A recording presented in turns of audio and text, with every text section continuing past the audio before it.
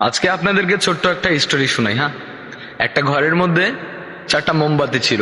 ভালো করে খেয়াল করবেন কথাগুলো। হ্যাঁ, একটা ঘরের মধ্যে চারটা মোমবাতি ছিল। তো সেই চারটা মোমবাতিরই আলাদা আলাদা করে একটা নাম ছিল। প্রথমটার নাম ছিল শান্তি, দ্বিতীয়টার নাম ছিল বিশ্বাস, তৃতীয়টার নাম ছিল ভালোবাসা, এবং সর্বশেষ যেটা তার নাম হচ্ছে আশা।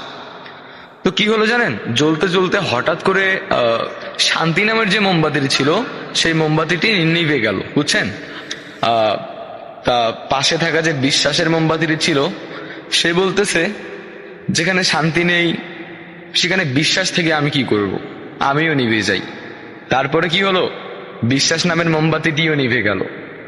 তো কিছুক্ষণ পর জ্বলতে জ্বলতে ভালোবাসা নামের মোমবাতিটি বলতেছে, যেখানে শান্তি নেই, যেখানে বিশ্বাস নেই, সেখানে তো ভালোবাসার কোনো মূল্য নেই। ভালোবাসা থেকে আমি কি করব, আমিও নিভে যাই। তো চারটা মোমবাতির মধ্যে তিনটা মোমবাতি নিভে গেল। কি কি নিভে গেল? শান্তি, বিশ্বাস, ভালোবাসা নিভে গেছে।